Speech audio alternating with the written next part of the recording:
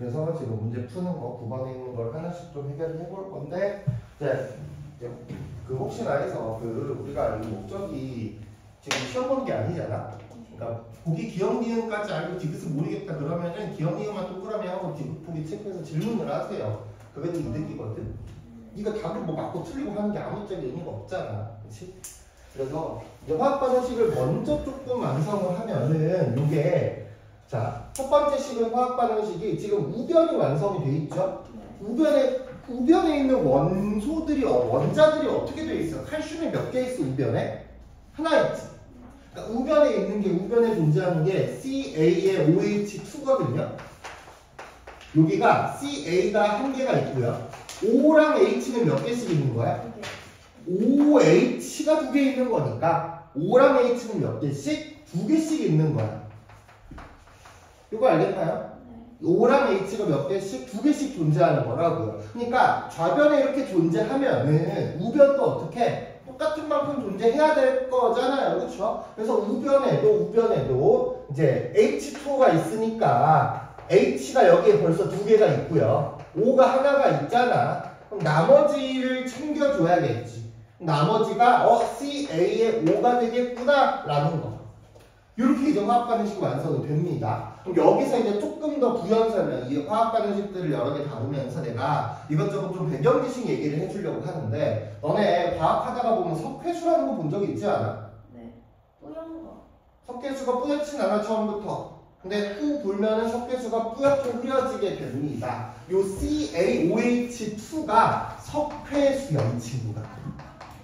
이게 물에 녹아있는 거를 석회수라고 합니다. 그러니까 정확히는 괄호 안에 AQ라는 문자를 내가 한번 써볼 거야. AQ는 물에 녹아있다, 수용액이다 라고 하는 거거든. 얘가 정식 명칭은 수산화칼슘인데 이 수산화칼슘이 물에 녹아있는 수산화칼슘 수용액을 우리가 석회수라고 합니다. 그리고 앞에 있는 CaO는요, 정식 명칭은 이름은 산화칼슘이긴 합니다만 얘를 이제 우리가 석회라고 부르는 친구들이거든요. 얘를 이제 생석회라고 불러. 생석회 앞에 이렇게 붙어서. 그래서 생석회를 물에 녹이면 석회수가 되는 것이고, 아직 좀 이따 한꺼번에 마무리. 이 석회 시리즈 가지고 할 얘기가 많으니까 저 CaO는 또 어떻게 만들어지게 되냐? CaO는요. 자, CaCO3는 이름이 뭘까요? 얘가 탄산칼슘. 탄산이에요. CO3가. CA가 칼슘이거든요. 탄산칼슘이야. 탄산칼슘도 어디서 많이 들어보지 않았니? 요게 이제 어디에 있냐면 우리가 이 탄산칼슘 성분이 들어가 있는 게 이 탄산칼슘 성분이 달걀이나 아니면 조개 껍데기 어떤 느낌인지 알겠죠? 달걀이나 조개 껍질 같은 느낌. 그 다음에 돌 중에서도 원래 우리가 알고 있는 기본적인 형태의 대부분의 돌들은 이거 우리 중학교 1학년에 처음 들어가게 되면은 막 조암광물이라고 해가지고 장석, 석영 막 이런 거 나오는 편인데, 그러니까 우리 주변에 있는 암석은 크게 종류가 두 가지야. 규산형 광물과 탄산형 광물이라고 해서 규소가 메인이 되는 친구들이 있고 탄소가 메인이 되는 친구들이 있어. 근데 규소가 메인이 되는 친구들이 원래 우리가 알고 있는 흔한 돌들, 석영, 장석, 뭐 화강암, 석회암은 아니야, 미안. 화강암이나 뭐 현무암이나 이런 친구들이 이제 규소가 메인이 되는 광물이고, 이제 탄소가 메인이 되는 광물이 바로 석회암이나 대리암이야. 그래서 석회석이나 대리석 같은 경우에가 여기 탄산칼슘 성분으로 만들어진 거거든요. 이 탄산칼슘 성분을 불에 넣고 그냥 생으로 가열하잖아. 구워버리잖아. 그러면은 얘가 CaO랑 이산화탄소로 구분이 됩니다. 그래서 여기서 이제 열분해를 통해서 만든 CaO를 여기다가 이제 쓰는 거야. 이게 시멘트의 재료가 되는 거고. 그래서 이렇게 물을 섞는 과정에서 열이 많이 발생을 해가지고 이제 시멘트 같은 거 작업할 때 열 관리를 조금 해야 돼. 예를 들면은 그러니까 이거야. 혹시 뭐 TV에서 그러니까 막 뭐 베이킹 같은 거 하는 거 볼 때도 한꺼번에 하지 말고 조금씩 나눠서 막 이렇게 하거든. 얘도 이제 그런 식으로 해야 돼. 왜냐면 얘는 이제 어떤 것 때문에 그러냐. 그러니까 섞을 때 열이 발생을 해. 그러면은 놓을 때마다 뜨거워지면은 한꺼번에 팍 넣으면 한꺼번에 팍 뜨거워질 거 아니야? 조금씩 나눠서 놔야지 온도 관리가 되겠죠, 그렇죠? 그렇기 때문에 여러 번에 나눠서 해야 되는 거고요. 그래서 요게 이제 석회 시리즈고, 그럼 하나만 더. 석회수 넣으면 뿌옇게 흐려지잖아. 그럼 그 석회수 넣으면 왜 뿌옇게 흐려지게 되냐? Ca의 OH2가 석회수라고 했죠. 우리가 석회수를 넣을 때 뿌옇게 흐려지는 거는 이제 석회수를 그냥 가만히 있다고 흐려지는 게 아니라 후 불면 뿌옇게 흐려지게 될 거 아니야? 그치? 여기서 이제 후 분다고 하는 게 이산화탄소 성분이 들어가는 거거든요. 그래서 석회수에 이산화탄소가 있고요. 여기에 이제 추가적인 재료로 H2O 물이 들어오기는 해야 돼요. 그러니까 정확히는 얘네들이 합해서 우리가 알고 있는 그 탄산음료에 있는 그 탄산 있잖아. 얘네들이 합해서가 그 탄산이 되는 건데 어쨌든 석회수 CaOH2에 이산화탄소와 물이, 근데 물은 어차피 있어. 왜? 석회수가 물에 녹아있는 거니까. 그래서 결국에 포인트는 이산화탄소가 들어오게 되면은 어떻게 되냐? 다시 CaCO3가 합체가 되고 플러스 H2O가 등장을 하게 됩니다. 근데 H2O가 두 개의 H2가 등장을 하면서 식이 마무리, 약간 이런 느낌이거든요. 그래서 이 CaCO3가 다시 이 탄산칼슘이 되는 거라서 이 탄산칼슘 성분 때문에 뿌옇게 흐려지게 되는 요게 뿌옇게 흐려지는 식, 석회수 줄면 뿌옇게 흐려지는 식이야. 이런 것들이 이제 숨어 있다라는 겁니다. 괜찮나요? 요 내용들을 한번 좀 적어볼까? 요 내용들을. 비어있는 거, 노트에다 따로 적으면 좋겠는데, 우리 필기 노트에다 화학반응 식품 연습한 거 있었잖아. 거기에 이어서 좀 해보게. 그래서 요게 우리가 9번에서 반에서 했던 거를 조금 잘 썼으면 맞아 쓰세요. 그러니까 9번에는 CaO인데, 그래서 여기서 얘기할 건 아니긴 하겠다. 그 다음에 두 번째 거가 HCl이 나오죠. 그렇죠. 두 개 HCl인데 요것도 HCl은 염화수소라고 이제 우리가 부를 거야. 이름이 HCl은 이름은 염화수소고요. 이 염화수소를 물에 녹으면 염산이 돼. 그러니까 우리가 알고 있는 그 염산이 바로 이 친구거든. 근데 얘가 물에 녹기 전이랑 물에 녹은 다음이랑 성질이 좀 달라. 그래서 물에 녹아있는 거를 써서야 돼서 항상 묽은 염산 이렇게 이제 얘기가 될 거고요. 이제 디귿 보기의 화학 반응식은 해봤니? 네. Fe2O3 관해서 여기서 지금 보면은 얘는 조금 식이 조금 물론 앞에 이게 2번 문제인가 한번 겹치는 식이긴 할 거야. 그러니까 요 식은 지금 현재 3학년 친구들 기준으로 1년 뒤에 또 만납니다. 왜냐면은 고등학교 1학년 통합과학에서도 이제 우리가 산화 환원 반응이라는 파트를 할 때 꼭 언급이 되는 식 중에 하나거든. 왜냐면 우리 생활이랑 되게 밀접한 관련이 있는 식이야. 이게 어떤 식이냐면은 철의 재련 과정이거든요. 그러니까 땅에서 철을 이렇게 꺼내잖아. 그럼 땅에 있는 철은 우리가 바로 사용할 수가 없어. 왜냐면은 알다시피 철이 그냥 자연에 노출돼 있으면 녹슬어 있거든요. 이런 녹슬어 있는 철은 품질이 떨어집니다. 그래서 이런 녹슨 철에 붙어 있는 산소를 제거해서 순수한 철로 만들어내는 게 필요합니다. 너네 한국사 배웠니? 네. 한국사 배우면 제일 처음에 무슨 시대야? 그러니까 한국사를 안 배웠다라도 되게 대략적으로 알고 있는 게 제일 처음에 무슨 시대입니까? 석기시대. 석기시대는 돌 가지고 하지. 그래서 이제 돌을 그냥 뗐던 뗀석기 아니면 돌을 갈아서 썼던 간석기 하다가 그 다음에 무슨 시대야? 청동기고요. 그 다음이요? 철기지. 지금은 뭘까? 철기. 지금은 철이 메인이긴 하는데, 그러니까 이거는 이제 철만큼 많이 쓰이는 금속이 또 있다. 뭘 것 같아? 구리? 구리도 있고요. 구리랑 아연 합치고. 그런 것도 있긴 하는데 하여튼 너네 집에도 있어. 알루미늄이 들어가요. 알루미늄 기 이렇게까지는 안 하긴 하는데 요거는 조금 의미가 있어서. 그러니까 이게 이제 우리 인간이 많이 쓰는 재료들이긴 하는데 일단은 석기시대부터. 석기시대 같은 경우는 이것도 이제 시험에 나오는 건 아니지만 자꾸 배경지식. 석기시대 같은 경우에 돌 가지고 썼었죠. 그렇죠? 구석기, 신석기 이런 거 돌 가지고 했었고요. 그 다음에 이제 청동기 넘어오게 되면은 청동기부터 우리가 금속을 나누기 시작을 하는데 이거 내가 국회의사랑 얘기해준 적 있지 않아? 자유의 신상이랑? 네. 그치? 그 뚜껑이 초록색이잖아? 걔네가 청동이야.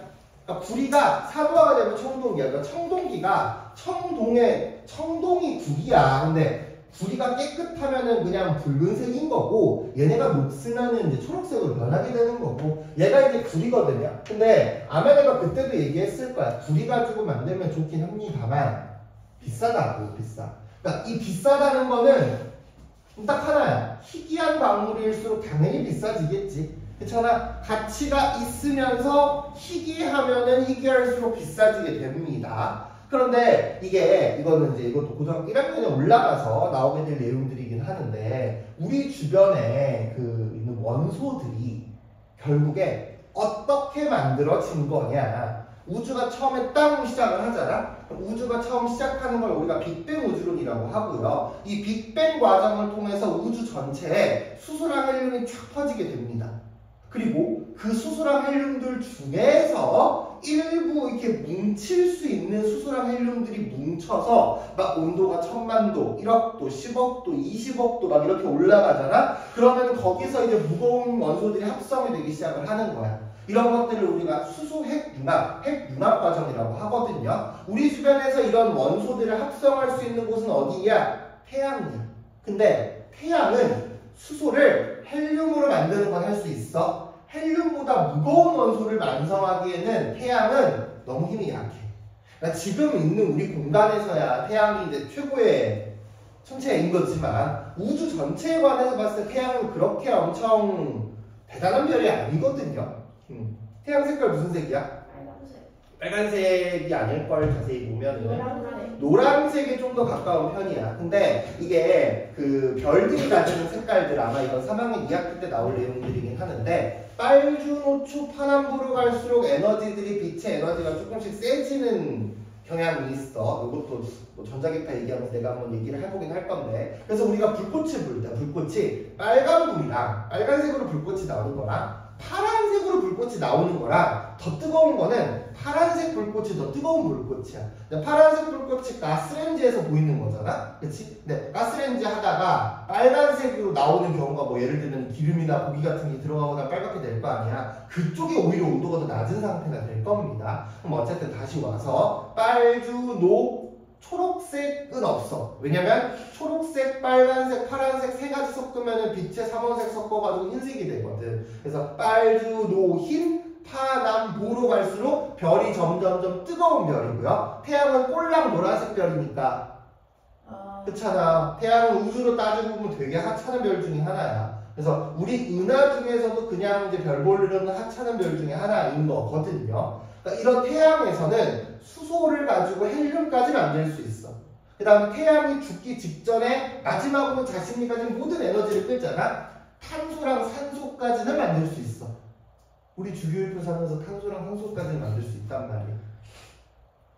그러면 여기서 이거 봤을 때 더 원자번호가 큰 거를 만들려면 힘이 더 많이 필요하겠지. 그러니까 원자번호가 큰 것으로 가면 갈수록 희귀해지는 거야. 금, 은, 우라늄 이런 광물들이 희귀한 이유가 마찬가지이기도 하고요. 지구에 존재하는 이런 원소는 다른 저쪽 어딘가에서 이제 어떤 별이 죽으면서 끝날 때 폭발을 빵 하거든. 그 폭발한 잔해가 날라 들어오는데 아무래도 원자번호 앞에 있는 애들이 양이 많을 것이고 뒤로 가면 갈수록 양이 조금씩 줄어들겠죠. 아무래도. 그쵸? 그런 상황입니다. 그러니까 지구도 마찬가지야. 구리랑 철 중에서 구리의 원자번호가 더 큽니다. 그러니까 구리가 좀 더 희귀하고요. 그 다음에 아마 너네 한국사 배울 때 이런 얘기 하지 않아? 그 구리가 전쟁할 때는 뭘로 싸웠어? 구리 가지고 못 싸워. 청동 가지고 못 싸워. 돌로 싸웠어.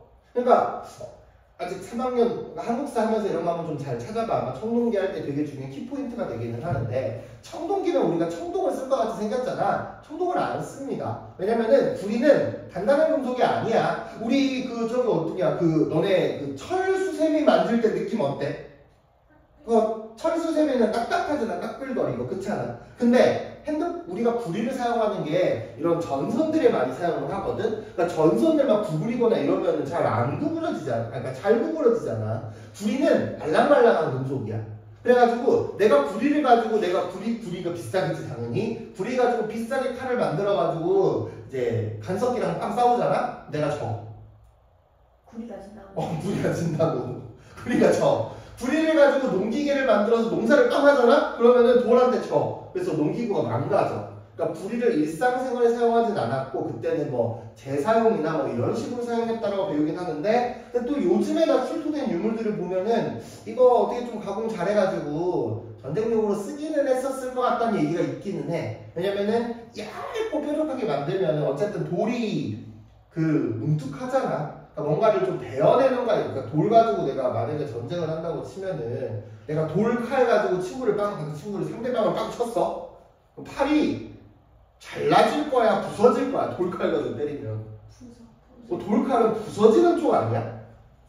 아무리 돌로 된 거, 돌칼 가지고 반달 돌칼 이런 거 있거든. 돌칼 가지고 어떻게 하냐? 이게 원래 우리가 칼하면 어떻게 해야 돼? 칼로 음식을 자를 때 쓱 자르잖아. 돌칼 가지고 하면은 이래야지 잘라져. 안 잘라진단 말이야. 말이 돌칼이지. 근데 날카로운 게 아니었다고요. 근데 이제 그때 당시에 뭐 미라들이라고 하지. 그때 당시에 시체들 중에 보존되어 있는 거를 좀 보면은 이게 돌 가지고는 아니라 되게 좀 날카로운 뭔가로 찔린 상처 같은 게 있다라고 해가지고 요즘에 구리를 무기로 썼을지 않을까라는 썰이 좀 제한이 되고 있긴 합니다만, 원래 교과서에 이런 학계 뭐 이제 좀 특이한 이론들은 늦게 반영되는 법이니까 아마 너네가 할 때까지는 전쟁용이라고 안 할 겁니다. 그러다가 철기로 넘어오는데 얘네들의 차이가 또 이제 어떤 거냐? 구리 같은 경우에가 요것도 이제 우리가 산화하는 쪽에 들어가는데 금속이랑 산소랑 반응하려고 하는 성질, 힘이 존재하거든요. 구리는요, 이 산소랑 반응하려는 힘이 약한 거에 속합니다. 약한 금속에 속해. 그러니까 이 산소랑 반응하려는 성질이 약한 금속이 주로 누가 있냐?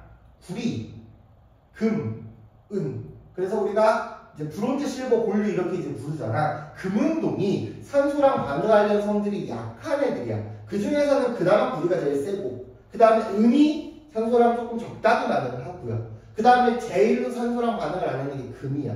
금이 귀하잖아. 근데 단순하게 희귀하기만 해서 사람들이 관심을 가지지는 않거든. 그러니까 귀하면서 내가 예를 들면 금반지를 맞췄어. 금반지 한 일주일 끼고 나니까 금반지가 녹슬어. 그러면 안 될 거 아니야. 근데 너네 저기 어디지? 문방구에서 사는 은이라고 생각하고 산 거는 녹슬 수 있지 않아? 걔는 변색이 될 수 있지. 싼 거니까 그렇잖아. 근데 실제로 제대로 된 은도 왜 우리가 은으로 된 그 귀걸이 같은 거 할 때 너네 막 피부 민감한 친구들이 일부러 은침 사잖아. 은 자체는 반응성이 안 해. 찐 은으로 돼 있으면 괜찮거든요. 어쨌든 다시 넘어와서 이제 금은 더 훨씬 더 안전하겠죠. 그래서 이런 금 같은 경우에는 반응성이 낮아서 우리가 먹어도 우리 몸속에서 아무 일 일어나지 않고 그대로 다시 빠져나오기도 해. 그래서 금이 이렇게 올려가지고 먹잖아. 맛은 한 맛도 안 나긴 합니다. 어쨌든 이제 구리는 조금 약하게 결합이 돼 있으니까 우리가 기술력이 조금 약해도 구리는 정제할 수가 있다. 철은 구리보다 조금 세게 붙어 있어. 세게 붙어 있다는 거는 기본적으로 얘네들을 재련을 하려면 높은 열에 막 이렇게 이것저것 시도 처리를 해야 돼. 온도를 막 뭐 1000도, 2000도 이렇게까지 올릴 수 있어야 된단 말이지. 저 때는 안 됐고요. 아무래도 인간도 시간이 지나면서 불을 다룰 수 있는 능력이 올라가게 되다 보니까 이제 그 다음부터는 철을 재련할 수 있게 되는 거지. 그 철을 재련하게 되는 게 철이 자연 상태에서 Fe2O3라고 해서 산화철의 상태로 있고요. 요거를 지금 여기에는 CO라고 돼 있긴 합니다만 실제로 너네가 뭐 예를 들면은 저쪽에 포항제철 같은 데 제철소 있잖아. 그런데 막 견학 가면은 이제 그런 좀 대기업들은 견학 보면은 견학하는 시설들 되게 좀 잘 되어 있긴 하거든.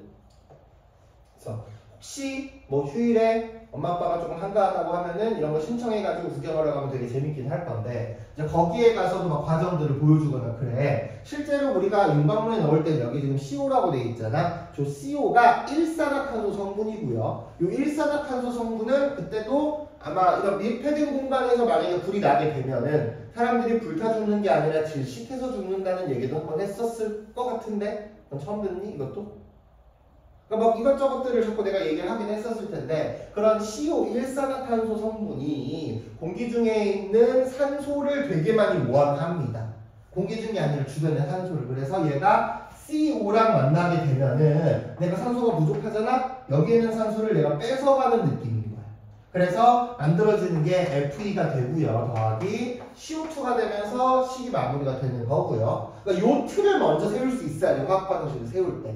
앞에 있는 것들이 만나서 뭐가 될 건지를 내가 알아야 됩니다. 그러니까 뭐 문제 풀 때 나오는 면은 당연히 뭐 좋겠지만 안 나오는 경우 때문에 그래. 안 나오면 내가 요 틀을 뽑아야 됩니다. 그래야지 뭘 할 수 있어. 1을 넣어. FE가 2개, 산소가 FE가 2개고 여기서 이제 조심을 해야 되는 게 여기는 우리가 조금 신경 써야 될 게 있어. 화학 반응 개수를 맞출 때 FE 해가지고 딱 끝나버린 상황인 거잖아. 그치? 그러니까 원칙은 이거야.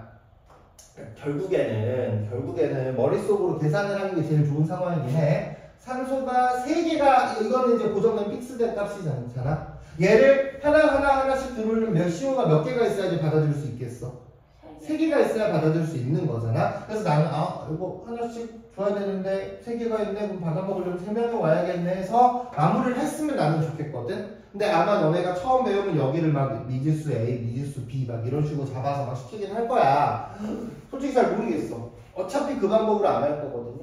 처음에 할 때 뭐 도움이 될 수 있긴 하겠습니다만 어차피 문제 풀 때 그런 방법으로 우리가 안 풀 거란 말이지. 그래서 처음부터 그냥 이런 거 가지고 해주면 좋을 것 같고 철은 이렇게 됩니다. 근데 원소 주기율표상에서 철이 원자번호 우리 모르죠. 그럼 걔는 20번보다 뒤에 있다는 거 아니야, 그렇지? 근데 알루미늄은 원자번호 13번을 우리가 외우고 있잖아. 그럼 지구에 존재하는 원소들 중에서 철이 더 많이 있겠어? 알루미늄이 더 많이 있겠어?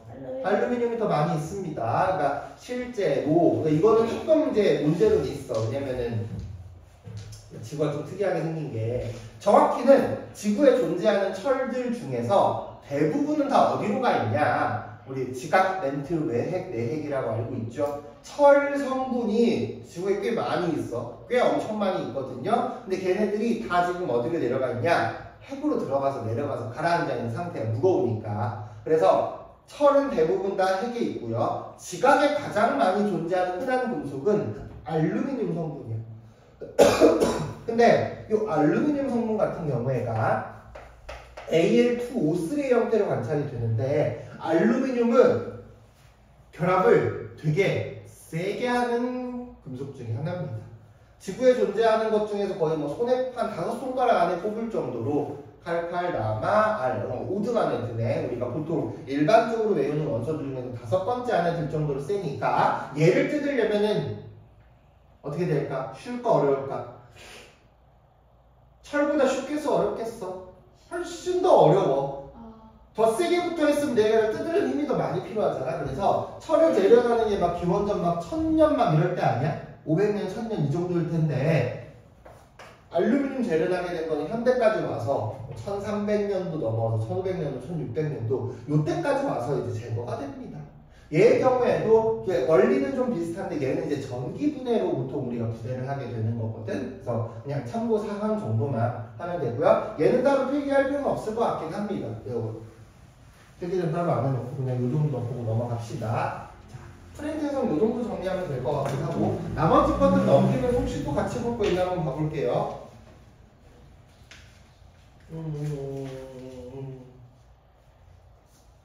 네, 괜찮을 것 같아요. 그러니까 너네 뭐 13번이나 14번 같은 경우에가 처음 보는 친구들이었잖아.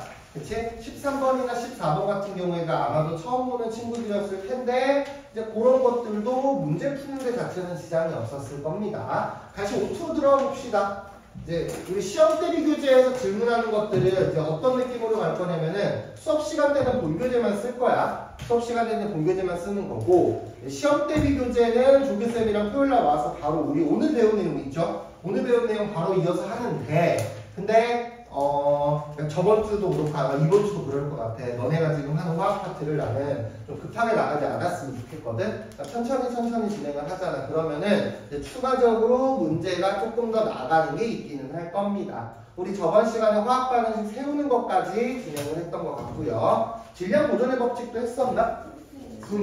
질량 보존의 법칙까지 했었구나. 그래서 질량 보존의 법칙이고 이제 그 다음에 오늘 볼 거는 B 파트입니다. B 파트. 그래서 B 파트에 들어가는 거는 A 파트까지 끝난 상황이죠. B 파트가 일정 성분비 법칙이라고 하는 건데, 그러니까 요거는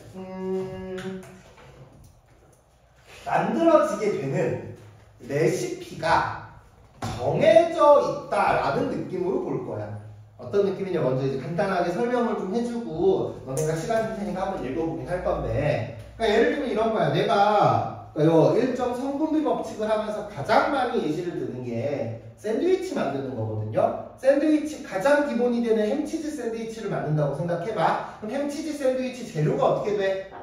빵, 햄, 치즈 정도면 되겠죠? 뭐 소스 이런 거는 뺀다고 치고 빵, 햄, 치즈 이렇게 있으면 돼. 그럼 내가 빵 하나, 햄 하나, 치즈 하나 있으면 햄치즈 샌드위치 하나 만들 수 있어? 빵 2개 있어요. 못 만들어. 너 왜 끄덕여? 너 샌드위치 만들 때 빵 하나만 넣고 만들어? 빵. 하면 되지 않아요? 그럼 반 개잖아. 그치. 그게 그렇게 하면은 이제 그거지. 백종원 씨가 힘든 세상을 보내고 계시잖아. 그러니까 아니 뭐 그걸 욕하려는 건 아니고 이제 백종원 씨가 유명한 게 프랜차이즈 때문인 건데 항상 보면 홍콩 반점에서 막 클레임이 나오지. 그러니까 프랜차이즈가 망하는 이유도 이거 내가 시험 기간 때 애들한테 얘기 많이 했어서 그때는 백종원 씨가 나락을 가지 않았으니까. 그러니까 보면은 아니 왜 프랜차이즈로 하는 사람들은 망하면 안 되긴 하거든. 왜냐면은 음식 만드는 거 배워가지고 똑같은 맛을 내면 되는데 근데 지점마다 맛이 다르잖아. 지점마다 맛이 다르면 안 돼. 그래서 맛이 다르면은 뭔가가 다른 뭔가를 한다는 거거든. 그러니까 배운 대로 본사에서 배운 대로 똑같이 딱딱딱 지켜서 장사를 하면은 평점이 높아. 근데 자꾸 이제 이거 좀 소스 내가 이거 좀 싼데 이거 쓸까 하고 써. 이제 평점이 하나씩 떨어지는 거지. 그런 것들이 모여가지고 어쨌든 다시 와서 이제 지켜야 되는 레시피가 있어서 그 레시피에 대로 맞춰서 해야 돼. 그러니까 다시 한번 그 원하는 맛의 샌드위치를 내려면 빵이 한 개밖에 없으면은 빵을 반으로 접기 전에 빵을 반으로 잘라. 햄이랑 치즈는 어떻게 해야 돼? 반으로 잘라서 빵 반 개, 햄 반 개, 치즈 반 개, 빵 반 개를 하면은 한 개짜리랑 맛이 똑같아질 거 아니야. 그렇지 않을까? 그렇잖아. 빵 올리고 햄, 치즈 올린 다음에 내가 이렇게 접어버리면 맛이 어떻게 돼? 달라지게 되겠지. 물론 맛은 있겠지만 햄이랑 치즈가 많이 들어가니까. 그러니까 그런 것처럼 일정한 레시피의 비율이 있는 거야. 그리고 우리는 화학 반응식을 할 때 이 레시피의 비율을 지켜야 돼. 알겠나요? 자 그럼 다시 한번 그냥 햄 샌드위치라고 합시다. 조금 더 간단하게 햄 샌드위치를 하면은 빵이 10개가 있고 햄이 10개가 있어. 샌드위치 몇 개 만들 수 있어? 10개는 만들 수 있을까? 빵이 10장, 식빵이 10장이고 햄이 10장이 있어. 그럼 샌드위치는 몇 개밖에 못 만들어? 5개밖에 못 만드는 게 되게 당연한 거잖아. 그리고 햄이 5개가 남겠죠. 요런 걸 하겠다는 겁니다. 일정 성분비 법칙은. 그래서 일정 레시피가 있으니까 그 레시피 비율에 맞춰서 조립을 진행을 할 거고 남는 게 있을 수 있다가 중요 포인트가 될 겁니다. 그래서 지금 보는 페이지 한번 좀 읽어보고 그 다음에 관련된 내용들을 조금 더 자세하게 설명을 할 겁니다. 근데 나는 일정 성분비 법칙은 이제 적당한 선에서 공부를 해야 된다고 보고 이게 너무 깊이 들어가면은 또 뭔가 문제가 생기는 게 나중에 있기는 하거든요. 한번 내용 한번 왼쪽 부분 한번 훑어봅시다. 자, 22쪽에 보면은 첫 번째 나오는 게 일정 성분비 법칙이라고 했는데 이 일정 성분비 법칙의 정의를 끝까지 봐야 돼. 화합물을 구성한 원소들 사이에서는 일정한 질량비가 성립한다 라는 게 일정 성분비 법칙이야. 근데 요거는 이제 개인적으로 조금 다른 얘기를 해주자면 연도를 한번 주목해 볼 필요가 있어요. 연도가 얼마입니까? 1799년이야. 그러니까 이때 당시 사람들이 1799년이면은 화학의 입장에서는 진짜 아무것도 안 나왔을 때거든. 멘델레예프 주기율표가 1800 중반에 나왔어. 그 다음에 원자, 핵과 전자가 발견이 된 시기가 1900년대에 나왔고요. 지금 알고 있는 원자라는 개념이 딱 떨어져가지고 원자가 뭐 어떻게 되고 원자가 뭐 쪼개서 어떻게 되고 막 원자문은 어떻게 되고 하는 게 1900년대 초반에 다 정리가 된 거란 말이야. 그러니까 이 사람은 그거보다 100년 전 사람이야. 그럼 우리로 떠올려 보면은 지금이 몇 년이지? 2025년이니까 지금 그러니까 딱 오늘 약간 어떤 느낌? 오늘 2025년이잖아. 딱 오늘 지금으로부터 딱 100년 전인 1925년도에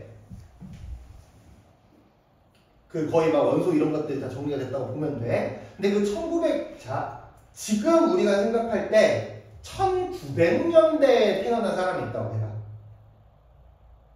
그러면 나이가 120살이겠지?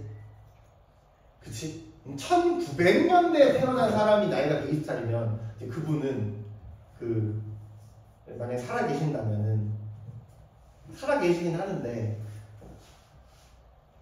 그렇잖아? 살아계시긴 하는데 막 엄청 이제 막 한 40대 50대처럼 활발하게 움직이진 않을 거 아니야. 연세가 120세면은. 근데 그때 이미 청년이야. 그러니까 다시 1799년에 이걸 발표를 했으면은 1799년에 교수쯤 됐을 거 아니야. 그럼 태어난 나이가 한 1750년대 생이겠지. 그때 당시 사람. 그러니까 원소나 이런 거를 막 엄청 제대로 알지 못했던 사람이라는 겁니다. 그러니까 이게 왜 어떤 얘기를 하고 싶은 거냐면 내가 원소 주기율표 관련해가지고 방학 때 막 이것저것 얘기들을 좀 많이 했었으면서 무슨 얘기를 했었냐면은 멘델레이프라는 사람이 1800년도 중반에 가장 처음에 원소 주기율표를 만들었어. 그 멘델레이프가 만든 최초의 원소 주기율표, 원소들을 수소, 헬륨, 리튬, 베릴륨, 금속, 탄소로 했던 이유는 걔네들의 원소들을 원자량이라고 하는 원소들의 질량 순서대로 나열을 했었거든. 근데 지금에 와서는 그 질량 순서가 아니라 원자들이 가운데 있는 플러스 전하량을 기준으로 바꿨단 말이야. 그럼 멘델레이프가 옛날에 바보라서 왜 원자량을 했냐? 그게 아니야. 그때 당시에는 몰랐으니까. 그러니까 그때 당시에는 몰랐어. 그때 당시에는 원자를 쪼개면 전자가 되고 원자 안에 양성자랑 중성자가 있고 막 이런 걸 몰랐어. 그러니까 그냥 원자들의 질량으로 처리했던 거야. 여기도 마찬가지입니다. 그때 당시에는 원소들의 존재 정도는 알고 있었어요. 라부아제가 물을 분해해가지고 물은 더 이상 원소가 아니다 라는 걸 했기 때문에 원소들의 존재는 알고 있었는데 그 원소들의 성분들을 얘네들을 이제 하나하나 셀 수가 없어. 그러니까 예를 들면 이런 거야. 자, 물로 한번 예를 들어볼게. H2를 내가 분해를 해. H2를 분해하면은 H2와 O2로 분해가 된단 말이야. 근데 지금은 우리가 물 분자 화학식 H2라는 걸 알고 있죠. 그래서 두 개의 H2를 분해했을 때 두 개의 H2가 되고 O2가 된다는 걸 알고 있던 거야. 근데 그때 당시에는 H2가 물이 H2라는 것도 당연히 몰랐죠. 그래서 어떤 느낌이냐면은 물을 내가 18g을 딱 분해를 시키는 거야. 그랬더니 수소가 2g이 나오고요. 산소가 16g이 나오는 거지. 그러니까 수소 성분이랑 산소 성분을 우리가 추출해서 분류해낼 수는 있었는데 걔네들이 몇 개씩 있는지 셀 수는 없다고. 눈에 안 보이잖아. 지금 우리 이 공간에 산소들이 몇 개 있는지 알아?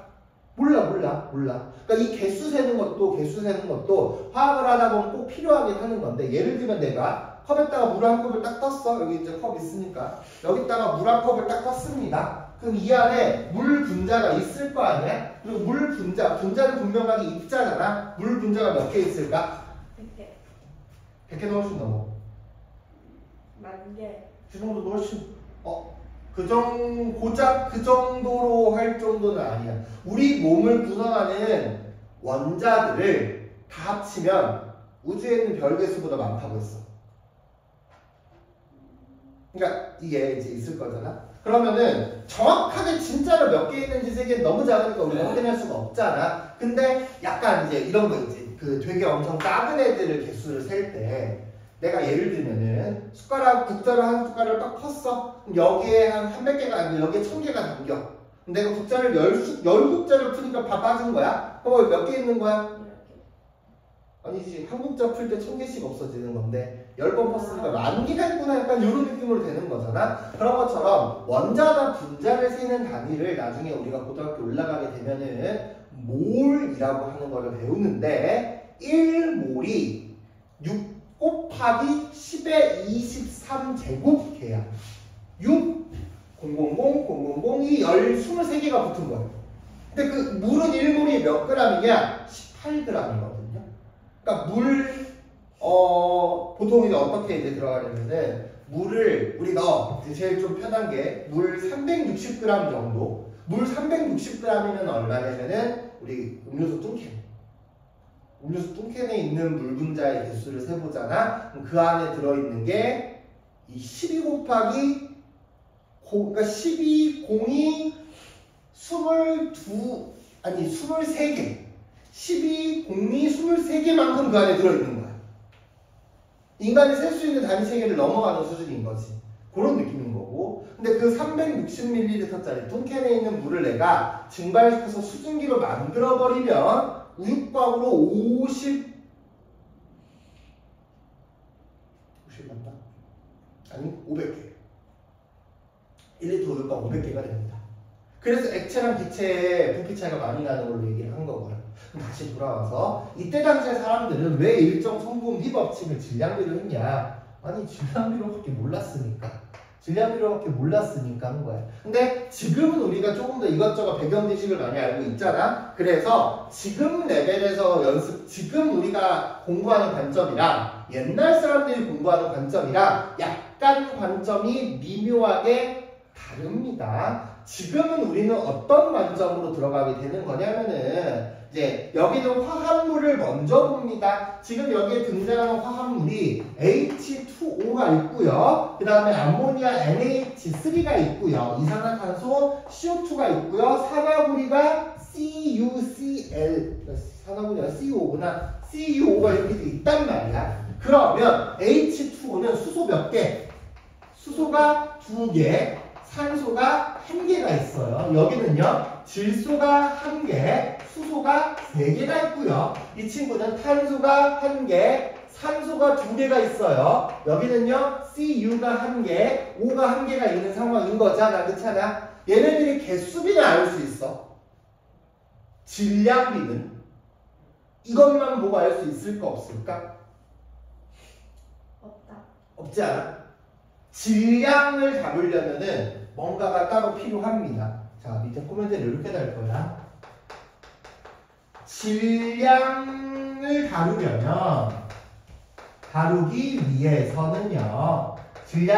위해서는 추가적인 정보가 필요합니다. 이것만 가지고는 우리가 질량을 다룰 수가 없고요. 질량을 다루기 위해서는 뭔가 하나 더 추가되는 정보가 필요합니다. 그게 이제 어떤 거냐? 용어를 이렇게 쓸게. 원자량이라는 용어를 쓸 겁니다. 자, 지금 이제 중등부 과정이잖아. 중학교랑 고등학교 1학년은 내가 정보를 조금 제한을 할 거야. 실제 값은 아닙니다. 원자량을 어떻게 생각하냐? 원자 한 개의 질량으로 생각을 합시다. 원자량은 원자 한 개의 질량입니다. 그러니까 수소 2개랑 산소 1개랑 누가 더 무거워? 저것만 보면 알 수 없어. 그치? 근데 밑에 정보가 추가로 주어지는 거야. 수소는 1개 1g이고요. 산소는 1개 16g이에요. 그럼 수소가 2개면 몇 g이겠어? 2g이고요. 산소는요 1개니까 16g이 되겠구나. 이게 원자량까지 들어가는 상황인 거예요. 알겠나요? 질소는요 1개가 14g이고요. 얘는요 1개 똑같아 1g이야. 그럼 여기는 1개 있으니까 14대, 수소는요 3 이렇게 들어간다는 거지. 탄소는 1개가 12g이고요.